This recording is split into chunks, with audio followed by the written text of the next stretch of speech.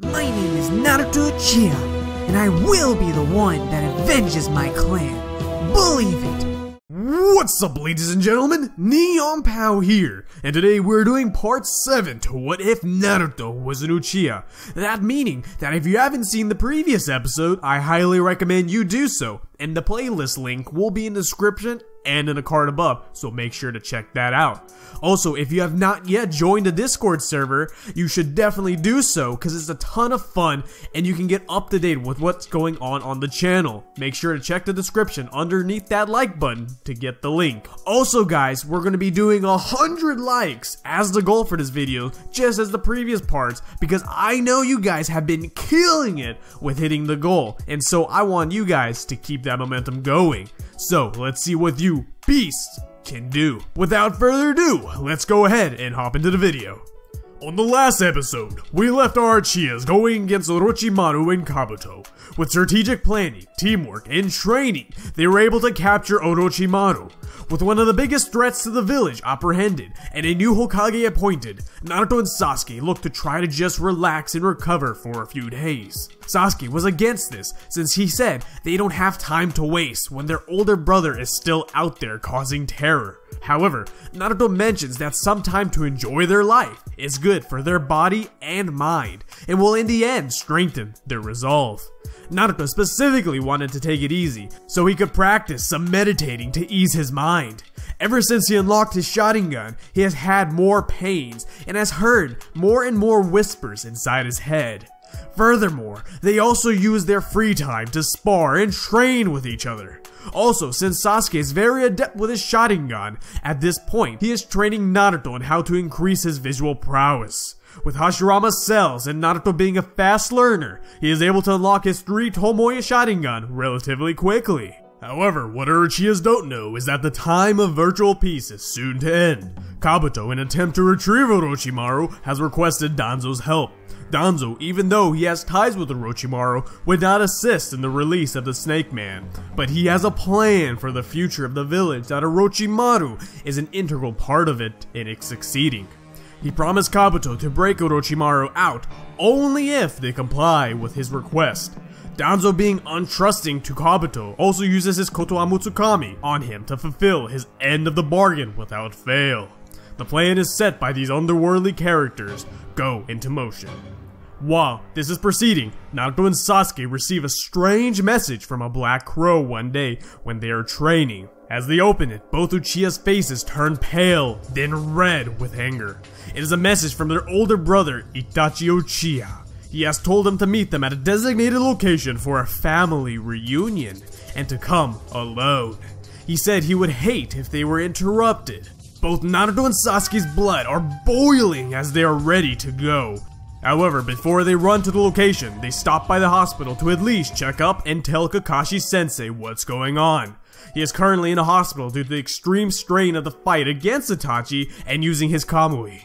The Uchihas tell their sensei that Itachi has contacted them and they have been preparing for this day and that nothing can stop them at this point. Kakashi sighs since he is aware of this, plus in his current condition, he can't hope to stop them anyways. He just tells them to stay focused and to not let their emotions cloud their judgments. He knows they have been training hard since they came back from their last encounter with Itachi. Furthermore, he says that he'll make sure to handle things with Tsunade. The two Uchihas tell their farewells and exit the village, making their way to Itachi. As this is occurring, Danzo and Kabuto make their move. Danzo's route in Anbu, with partnership with the Sound 4, locate where Orochimaru is being locked up. With Danzo's knowledge and the Sound 4's power, they are able to break Orochimaru with little difficulty. With no time for the Leaf Village to react, Orochimaru escapes the Leaf and is brought back to one of his hideouts where Kabuto is awaiting him. This is when Kabuto informs Orochimaru about Danzo's plan and for his reason to help him escape. Orochimaru just villainously laughs and says that the smug bastard has him exactly where he wants him and an offer he can't refuse. Danzo's request is for Orochimaru to take custody of Naruto for a few years and train him. In return, Danzo will provide Orochimaru with the perfect body, Sasuke's. At this point, Orochimaru is suffering a great amount of pain from his soulless arms, and he can't wait any longer for Sasuke. He has to exchange bodies for the meantime until the next opportunity. Sasuke and Naruto have just arrived at the location where Itachi is waiting for them. The both of them know that even with their powerful sets of abilities and all their training, they still don't stand a chance against the genius of an older brother individually. They will have to rely on their brotherly bond and teamwork to gain an edge.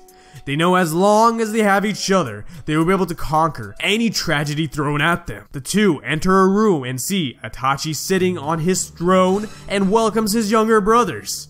He says how great it is to see the both of them in great health. Neither of the twins can stand even looking at their murderous older brother, but before Naruto can charge at Itachi, Sasuke grabs him. Sasuke tells him that this is just an illusion, and he proceeds to release it. Itachi is quite impressed by the display of visual prowess shown by Sasuke. Sasuke tells Itachi that they don't need to hear his worthless praises. He has no right to even stand in the same room as them for what he did to their clan. Naruto then adds that they will end his tyranny and make the village a safer place. Naruto and Sasuke, in synchrony, attack Itachi. Itachi, familiar with the extent of his younger brother's powers, can't hold back against them. The twins then send a large fireball with lightning towards Itachi. This creates a giant explosion, blowing out the roof of the room. After the smoke clears, the twins sees Itachi's clothes all tattered up, but overall, he's okay. The three of them then head to the roof of the building. Naruto then uses his wood release to hold Itachi in place, and Sasuke then burns the wood using Amaterasu. Just as the two think they got their older brother, Itachi's body disappears into dozens of crows and manifests behind them. The two are then kicked back a few meters, but they are able to grab their bearings. The two twins then decide that they need to lay down a more powerful move if they hope to get some damage on Itachi. Sasuke distracts Itachi with a barrage of kunais while Naruto prepares a giant Kirin. Itachi can see Naruto is planning something, but can't counter as Sasuke is holding him back. Sasuke then backs up, and as Kirin is striking Itachi, Sasuke adds on a blast of Amaterasu to strengthen the blow. The twins hope that that was enough to take out Itachi, but then a large orange figure starts to emerge from the black flames. Itachi, now injured, has activated his trump card, his Susanoo. Naruto and Sasuke can't believe Itachi could survive that attack, and they have no time to waste. They quickly activate their Susanoo and Wooden Golem combo to counter Itachi's. With the two giant figures clashing, it looks as if the two are equally matched. The fight goes on with explosive blows happening from both Itachi and the twins. It is a game of endurance at this point, and Itachi knows well that he doesn't stand a chance in that aspect. So, as a last attempt, he uses his gourd to seal Naruto's wooden golem, leaving only the two Susanoo standing. As the Susanoos complete one final clash with each other, the chakra of both Itachi and Sasuke are almost depleted. Itachi and Sasuke are standing before each other. Itachi looks weakened and Sasuke tries to use this opening to attack, but before he can, he feels an extremely sharp pain in his eyes and everything starts to get blurry. Sasuke now is completely helpless against Itachi, and Naruto sees a horrifying scene. He's about to witness Itachi slay Sasuke, but before Itachi can do anything, the voice in Naruto's head and the pain he has been feeling explode inside of him. He snaps. In an almost instantaneous motion, as if Naruto time skipped, he is on top of Itachi with a Chidori piercing right through his heart. Naruto then looks at Sasuke and is about to steal his twin brother's eyes as instructed by the voice in his head, but he stops just short of doing so. Even with him now being controlled, Naruto refuses to hurt his twin brother. Naruto then begins yelling in agony, and piercing wood begins to shoot from his body. This pushes both Sasuke and Itachi off the building down into the trees below, hidden from view. Naruto then collapses to the floor. A few moments pass, and Kabuto reveals himself from the shadows.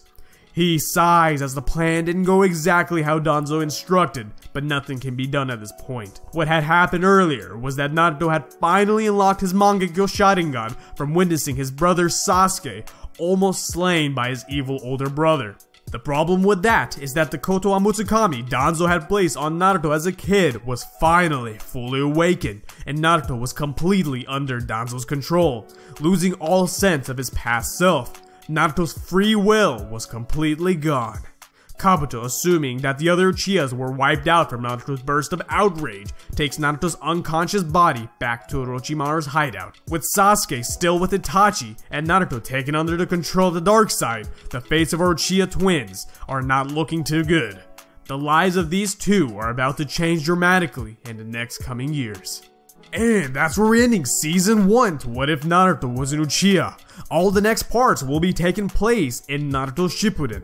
Also, if you want to see an alternate perspective, I'll be uploading What If Rock Lee Was the Nine-Tailed Jinchuriki, which takes the perspective of Rock Lee, aka Menma Uzumaki, and we'll be following him in this same universe. So make sure to subscribe and hit that bell icon to stay up to date with this ginormous story that is coming and playing out for all you guys. So, without further ado guys, I hope you enjoyed. I'll see you in the next one. Neon out.